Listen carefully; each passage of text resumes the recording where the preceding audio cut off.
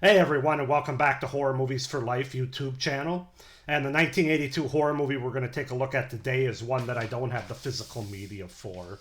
Um, I streamed this movie on YouTube, and that movie is Curse of the Cannibal Confederates, also known as The Curse of the Screaming Dead from 1982. So, yeah, movie I've never seen before, and hopefully I'll never see again.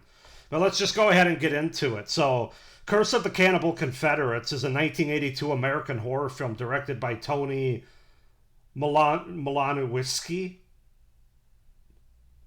and distributed by Troma Entertainment.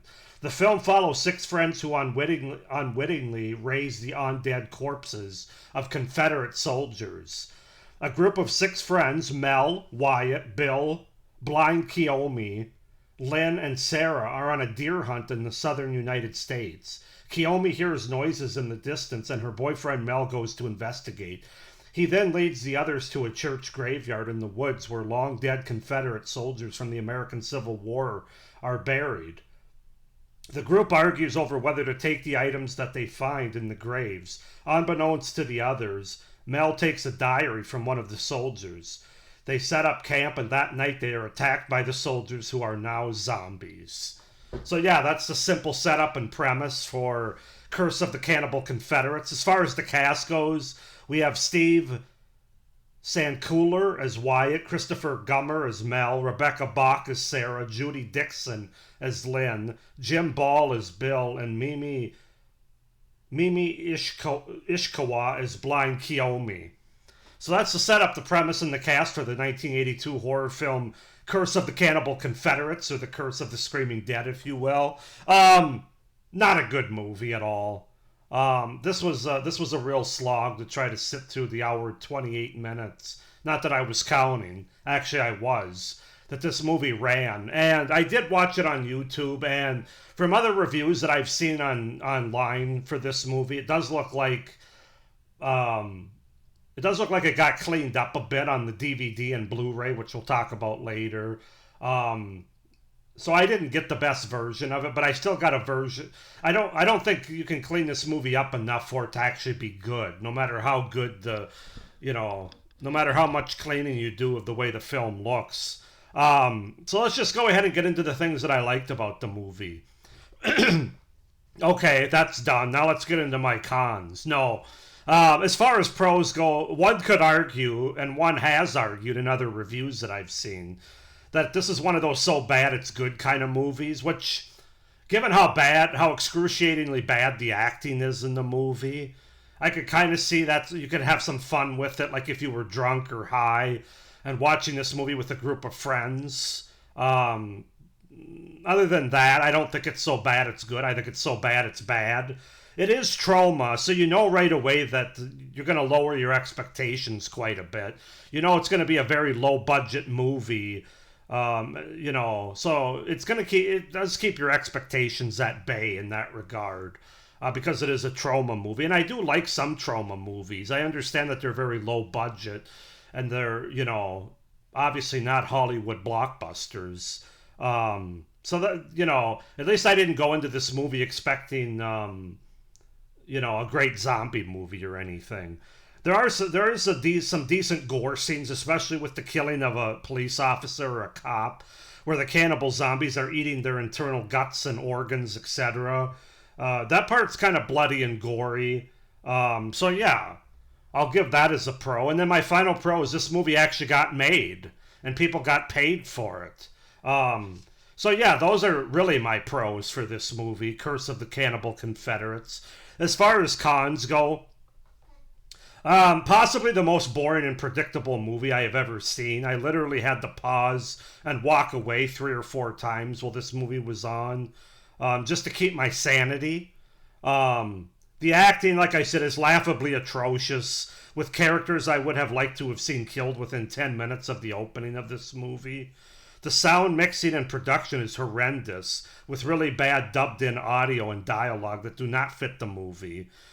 The movie is padded with 10 minutes of those Confederate cannibals rising from their graves, to 10 minutes of them feeding on dead cops, and of course, while they're doing that, we get the luxury of hearing chewing sounds along with moaning sounds, I guess, where these cannibal Confederates are literally going, mm, mm, mm.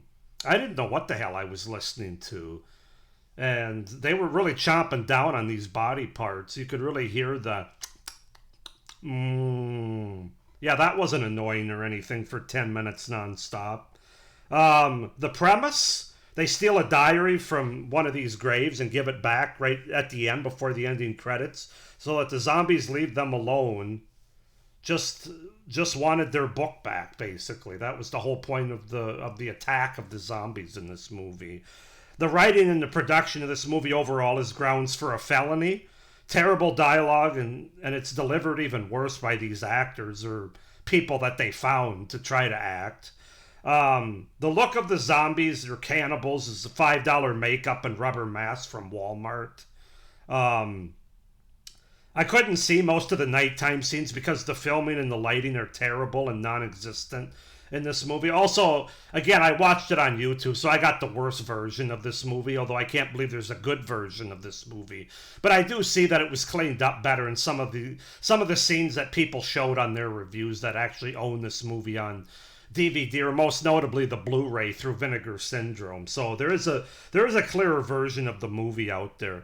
The score and the music was repeated on a continuous loop that was like 70s soap opera-ish, that takes the low-budget filmmaking to a whole new level, amateurish to the max.